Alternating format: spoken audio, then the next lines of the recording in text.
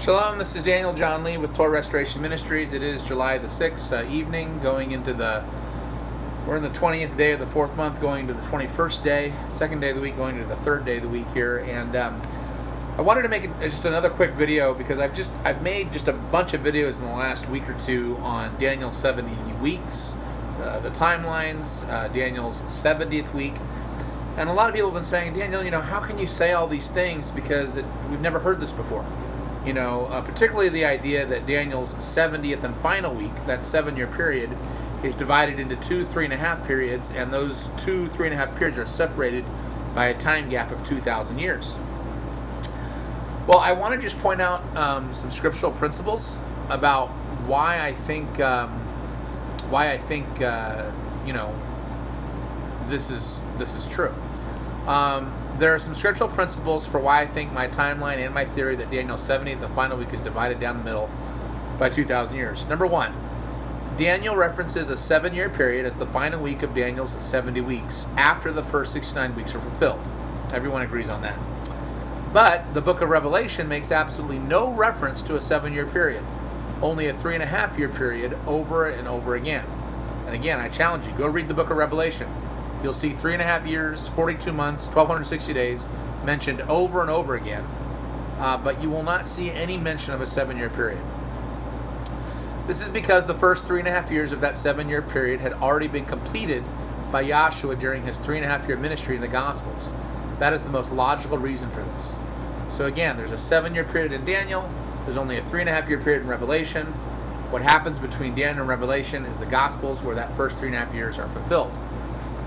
So that's the first principle. The second one, the year 17 is a jubilee, and the year Yahshua was crucified, as evidenced by a major earthquake in the area recorded by Pliny.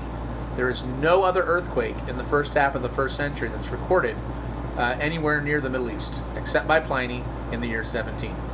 Yahshua, of course, died on the cross, and a major earthquake ensued. So a lot of strong historical evidence that 17 is the year. Number 3, this would make 1967 a jubilee. Remember, jubilees happen every 50 years. This is when the Jews retake Jerusalem, and of course makes 2017 a jubilee.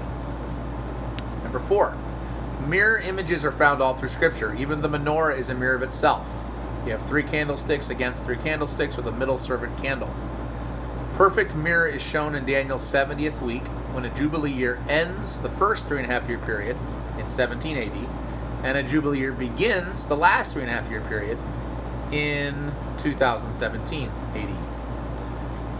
Principle number 5, Yahshua beginning his ministry in 13 AD and ending in 17 AD fits perfectly with several known historical facts, harmonizing the first 69.5 weeks of Daniel with recorded secular history.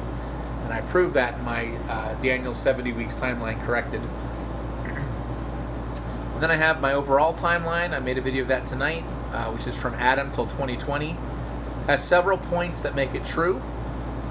For instance, it has the 430 years of the children of Israel in Egypt. It has the 300 years from the entrance into the Promised Land till Judge Japheth. And it has 480 years from the 4th year of Solomon's reign back toward the Exodus. So my timeline fulfills all 3 of those scriptures. Number 7, my overall timeline, the one from Adam till 2020, has earmarks of truth, such as Manasseh, the most wicked king ever, starting his reign in 666 BC, such as the 70-year exile beginning with the temple's destruction and ending with temple foundation being laid, such as the 4th year of Solomon, when he starts building a temple, falling in a jubilee year. So I think these 7 principles here are very much proof positive evidence that my theory is correct and that my timeline is correct.